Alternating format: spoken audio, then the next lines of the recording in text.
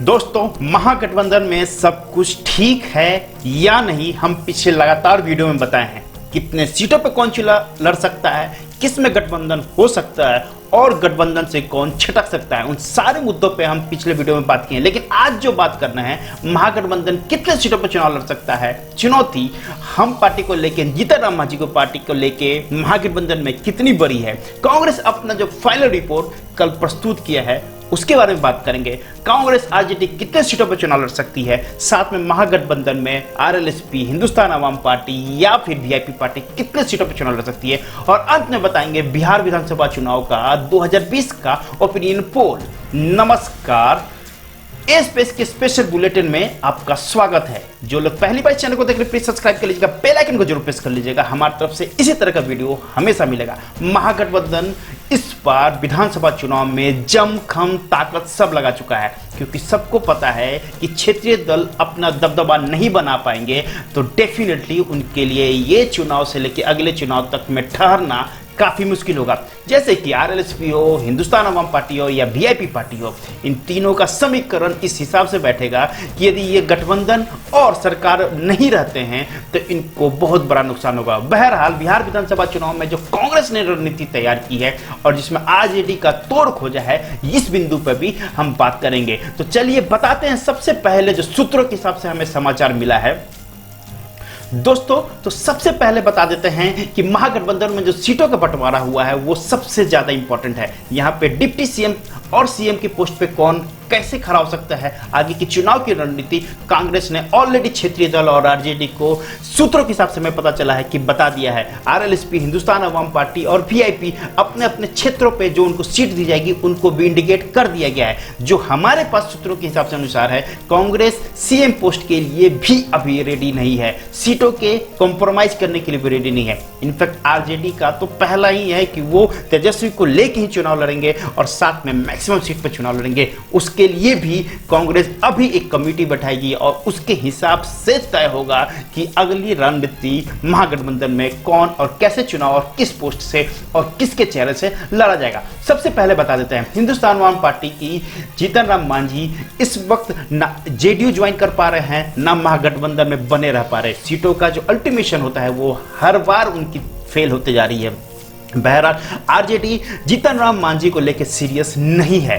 वो उसे पता है कि यदि मैक्सिमम क्षेत्रीय दल को लेकर चुनाव लड़ा जाएगा तो सीटों के बंटवाराओं में उसे कम सीट मिलेगा और उसकी दावेदारी कमजोर होगी। इसलिए जीतन राम मांझी की जो भूमिका यहाँ पर है महागठबंधन में वो थोड़ा कमजोर दिख रहा है। वैसे भी जीतन राम मांझी जेडीयू के तरफ मर्ज हो सकते हैं, ये हमने पहले ही आपको सूत्रों के हिसाब से बता दिया है। जब तक चुनौती क्लियर नहीं होती है कि आरजेडी कांग्रेस के साथ महागठबंधन में कौन कौन बना रहेगा, तब तक हम पार्टी एक चुनौती बनी रहेगी आरजेडी कांग्रेस गठबंधन के लिए। बहरहाल जो इंफॉर्मेशन हमारे पास है, ये झगड़ा खत्म इतनी जल्दी नहीं होगा। सीटों और सीएम फेस पे बात अटक जा रही है जीतन राम मांझी के साथ भी। अब बात करते हैं, कांग्रेस ने अपना फाइनल रिपोर्ट जो दिया है उसमें साफ साफ कहा है कि हम सीएम पोस्ट तेजस्वी को लेके अभी क्लियर नहीं है। सीटों के बंटवारा की तक की जो बात हो रही है उसमें भी उसने बता दिया है कि हम कितने सीटों पर चुनाव लड़ेंगे। महागठबंधन की ये बात सबसे बड़ी होगी कि कांग्रेस अपनी राह से, अपने डिसीजन पे कांग्रेस आरजेडी और क्षेत्रीय दलों को कंट्रोल करने की तैयारी कर रहा है। चलिए, तो कांग्रेस के रिपोर्ट के हिसाब से आरजेडी, जेडीयू और कांग्रेस के रिपोर्ट के हिसाब से कांग्रेस, आरजेडी और क्षेत्रीय दल कितने सीटों पे चुनाव लड़ सकते हैं। वीआईपी पार्टी, हम पार्टी और आरएलएसपी को कितने सीटें मिल सकती है। यदि हम पार्टी कांग्रेस गठबंधन में रहती है तो उसको कितनी सीटें मिलेगी। हमारे ओपिनियन पोल के हिसाब से, जो हमारे सूत्रों के हिसाब से इंफॉर्मेशन मिला है, उसके हिसाब से 50 सीट ही मिलेगा इन तीनों पार्टियों को। इसमें वीआईपी, हिंदुस्तान आवाम पार्टी और आरएलएसपी 50 सीट से ज्यादा इनको सीट नहीं मिल सकती है और इसी सीटों पे इनको अपने खुद से बंटवारा करना है और इतने सीटों पे इनको चुनाव लड़ना है आगे की। बहरहाल आपको बता चुके हैं हम कि 243 वाली कुल सीट है और उसमें से 122 की बहुमत चाहिए और इन तीनों पार्टियों को सिर्फ महागठबंधन में 50 सीट मिल सकता है। दूसरी, जो कांग्रेस ने साफ साफ कह दिया है कि हम कम से कम 70 सीटों पर चुनाव लड़ेंगे, इससे कम सीटों पर चुनाव नहीं लड़ेंगे, वो भी राहुल गांधी की तरफ से ये मीडिया रिपोर्ट है। तो कांग्रेस और आरजेडी में 243 कुल सीटें हैं, तो 50 सीट जिसमें क्षेत्रीय दल हिंदुस्तान अवाम पार्टी, वीआईपी और आरएलएस मिलेगी 70 सीटों कम से कम कांग्रेस लड़ते हुए नजर आ रही है। और सबसे बड़ी पार्टी जिसकी आप बात कर सकते हैं कांग्रेस आरजेडी गठबंधन में, आरजेडी 123 सीटों पर चुनाव लड़ेगा और ये तभी हो सकता है जब सीएम पोस्ट के लिए तेजस्वी का नाम आगे रखा जाए। अब यहाँ पे तेजस्वी के नाम के आगे रखने के लिए कांग्रेस रेडी है या नहीं, ये तो बैकडोर से पता चलेगा, लेकिन आरएलएसपी हिंदुस्तान अवाम पार्टी एकदम रेडी नहीं है। हाँ, वीआईपी के लिए डिप्टी पोस्ट क्लियर है, इसलिए वो किसी भी बात के लिए तय रेडी है। तो तेज रफ्तार तेजस्वी सरकार के चेहरे के साथ ही आरजेडी 123 सीटों पर लड़ेगा और तभी सीटों को कॉम्प्रोमाइज करेगा, नहीं तो कांग्रेस के साथ गठबंधन नहीं होगा, क्षेत्रीय दल के साथ तो ऐसे भी तोड़ लेगा। तो 123 सीटों के साथ तेजस्वी का चेहरा होगा, तभी विधानसभा चुनाव में कांग्रेस आरजेडी एक साथ चुनाव लड़ सकते हैं। दोस्तों, ये हमें सूत्रों के हिसाब से पता चला है।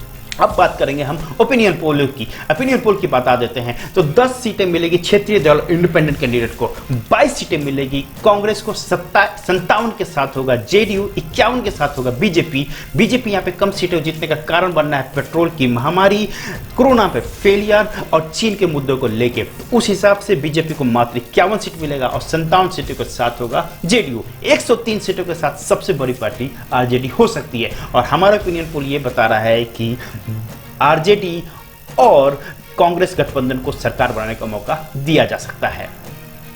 दोस्तों, ये वीडियो आपको कैसा लगा प्लीज कमेंट बॉक्स में अपडेट कीजिएगा, लाइक कीजिए, शेयर कीजिए, सब्सक्राइब कीजिए, बेल आइकन को जरूर प्रेस कर लीजिएगा हमारी तरफ से जो भी नई वीडियो नोटिफिकेशन आपको जरूर मिले। दोस्तों, मिलते हैं अगले वीडियो में, तब तक के लिए जय बिहार।